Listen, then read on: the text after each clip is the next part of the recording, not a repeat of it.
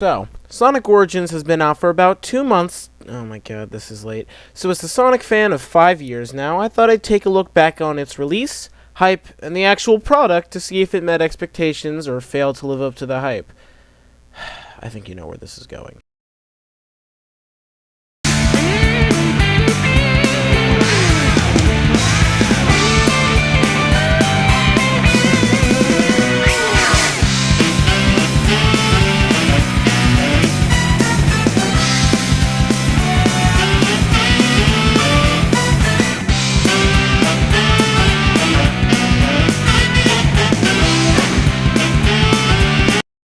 Going. We should probably start with what Sonic Origins promised to be and what fans were expecting, because we need to know what fronts it met and disappointed. When it was announced, Sonic Origins was said to be a complete, definitive collection of all classic Genesis platformers: Sonic 1, Sonic CD, Sonic 2, and Sonic 3 and Knuckles. This idea of a complete classic collection isn't anything new. We've had more and better compilations of the classic games in the past, and all of them costed less than Sonic Origins at launch. But we'll talk about that later. At the end of the trailer, they had a list of things this collection would add to the classic games.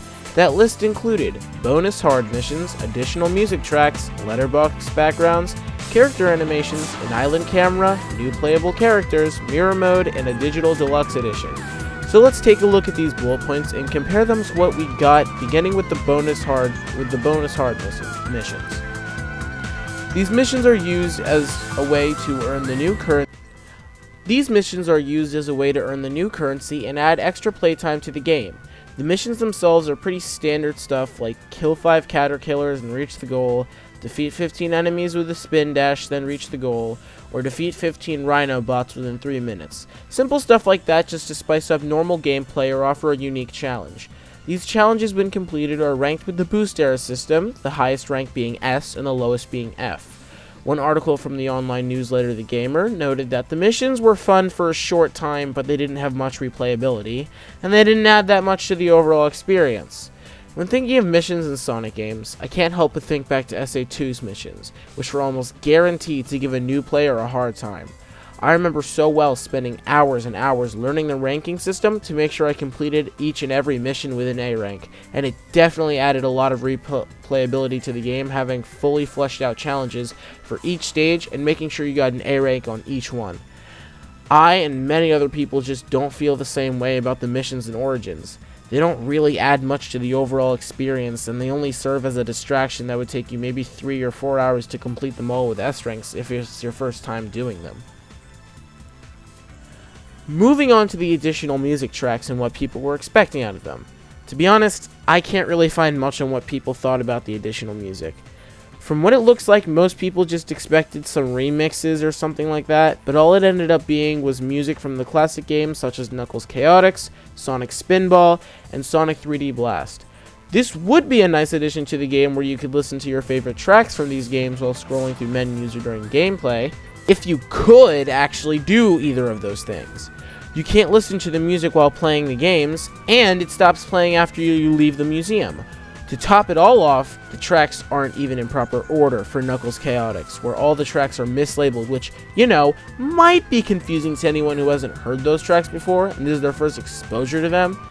After Sonic Origins release, many fans voiced their complaints on Twitter and YouTube about how the extra music was displayed and implemented, but there was no conclusion, and the issue sit unresolved as of 8:39 p.m. on 8/25/2022 during the scripting of this video. So if they fix it later, and I hope they do, I'll make an updated video correcting my mistake. Next up on the bullet point list is the letterbox backgrounds and character animations. These two were different points, but they were too small and insignificant, so I put them in the same section. You might be wondering what a letterbox background even is, and what it would be used for. Well, let me explain. Letterbox is an aspect ratio used on older screens such as computers and television. These screen sizes were standard when the classic games were made, and many people treat playing them in letterbox as the proper or definitive experience. So to accommodate for this, Sonic Origins has 2 modes of gameplay: Anniversary mode with all the improvements, added moves, and widescreen for the entirety of the games, They also had Classic Mode, which would crop the games into the letterbox aspect ratio, where the letterbox background would decorate the extra screen space. Overall, it's nothing much, it just adds a bit of personality to the game, that's all. I can easily say the same about character animations, and here's why. Each game has a 3D island portraying the location of the games. These character animations would play out on those islands to add extra depth and personality to the aforementioned islands. Like I said, nothing much, it just adds an extra layer of detail to the game. It's not too much for either of those things, and personally, I don't even see the need to advertise these because they should come as a standard. It would be kind of weird for this game to have those features without any of those improvements or additions, so I don't really know what Sega was trying to do with that there. Well, I mentioned 3D islands for each game. Let me explain what those look like really quickly. There are models of each game's island, such as Westside Island, South Island, and Angel Island, each filled with little nods to all the areas and characters in each game, like you're seeing on screen right now. The islands also have a camera mode, which allows you to zoom in and take a closer look at everything the models have to offer, ranging from fun, cute references to animations displaying some events in the story. This is fun, cute, and adds some personality and pizzazz to the menus. Still, though, they don't add much to the game, and it's more of a nice novelty than something to advertise as a feature. On to the additional characters, or as I should quote Sega themselves, new playable characters. So that was a lie. There aren't any new characters in any of these games that you couldn't play as in the mobile version, so there's no point in even listing it.